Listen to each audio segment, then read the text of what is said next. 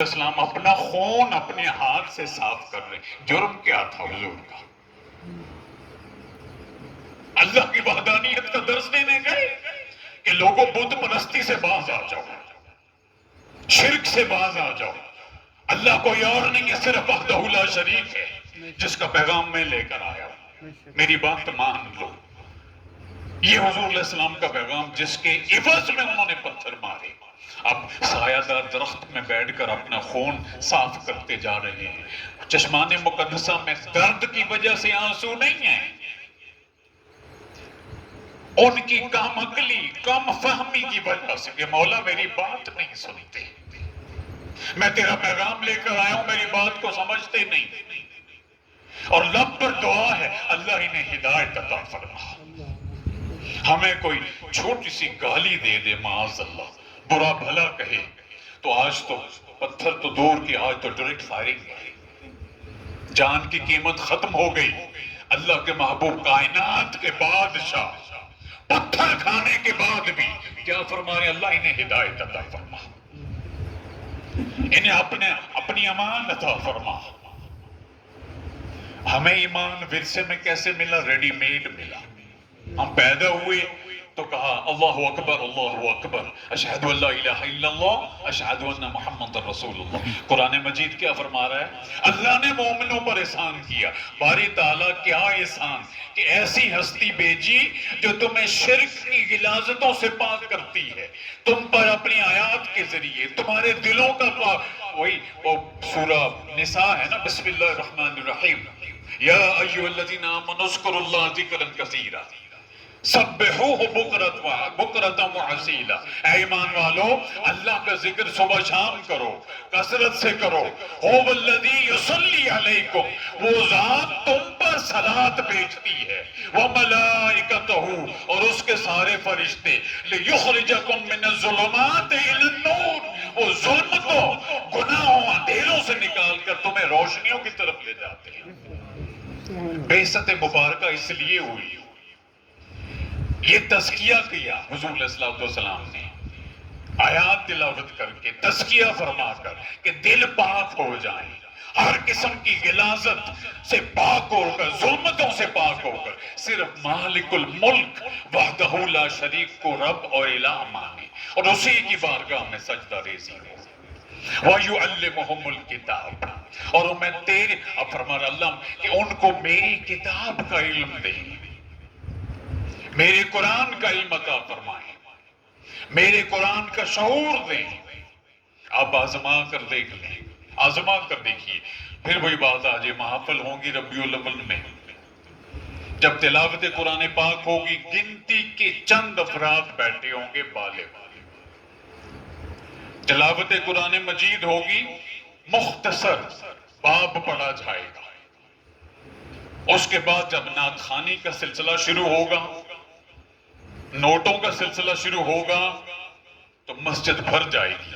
ہاتھ اٹھاؤ، جو ہاتھ نہیں اٹھائے گا وہ سنی نہیں، جو علی کا ماننے والا ہے وہ ہاتھ اٹھائے، جو نہیں ماننے، معاذ اللہ استغفر اللہ، وہ کلمات سنے نہیں جاتے، سٹیج سے یہ گفتگو اور منع کرنے، اتنے دلیل ہیں وہ۔ تو میں نے آپ کے بارگاہ میں یہاں بھی عرض کیا تھا کہ جن کی نعت پڑھی جائے گی نا 2-2 گھنٹے، ان کا قرآن کے ساتھ تعلق، ان کی نسبت یہ تھی، اللہ سے فرمایا کرتے کہ میں مدینہ طیبہ میں جب کسی گلی سے گزرتا ہوں اور جب کسی گھر سے خوش الہان آواز میں قرآن پڑھنے کی آواز آئے تو میں سمجھ جاتا ہوں یہ میرے مدینہ کے کسی اشری بھائی کا گھر ہے۔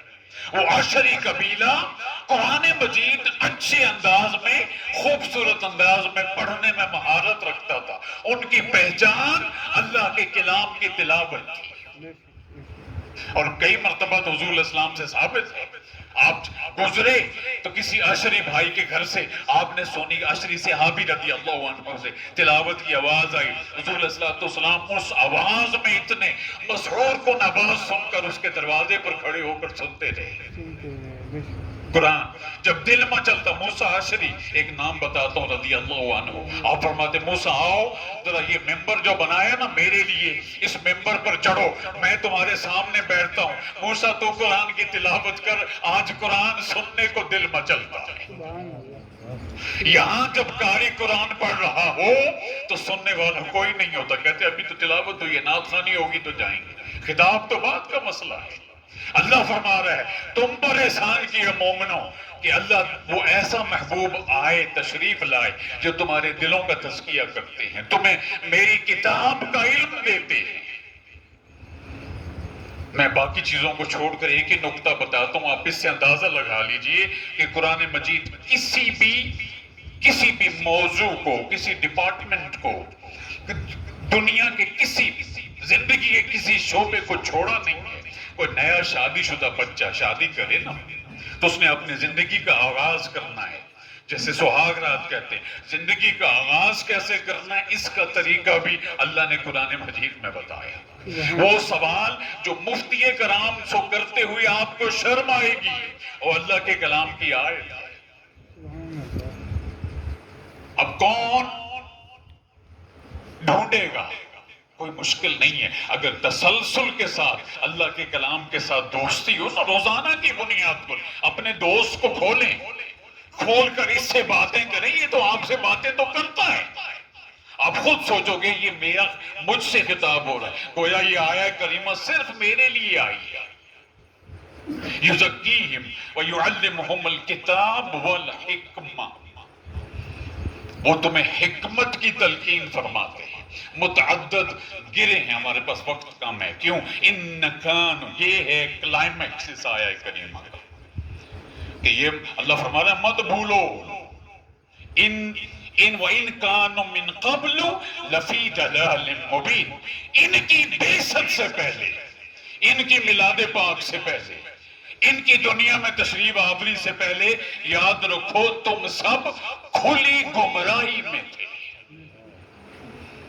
ایک کام احسان ہے مالک کا کہ اللہ نے ہمیں گمراہیوں سے اٹھایا، اپنے محبوب علیہ السلام کے تبسل اور تصدق کے ساتھ ہمیں ظلمتوں سے اٹھایا اور نور اور روشنیوں کی طرف لے کر ان جبینوں کو جب جھکنے کی توفیق مرحمت فرمائی تو صرف اپنے رب کی بارگاہ۔ سبحان ربی الاعلی، مالک تجھ سے بڑا کوئی نہیں۔ جب ہاتھ اٹھاتے اللہ میری یہ حاجت پوری فرما، تو یہ ایمان کامل ہونا چاہیے، جب مانگ رب سے رہے ہیں تو وہ پوری کرتا ہے، کب کرے گا یہ وہ جانتا ہے، ہمارا کام نہیں، ہمارا کام مجھ سے مانگنا ہے۔ آقا علیہ السلام نے فرمایا نا دعا مانگا کرو، دعا مانگنے میں بخل نہ کیا کرو۔ خود قرآن مجید میں اللہ فرماتا ہے دعا مانگو، اللہ سے مانگو، ہر چیز سے کٹ کر مالک سے مانگو، ہے کوئی جو میرے علاوہ تمہاری دعاؤں کو قبول کرے؟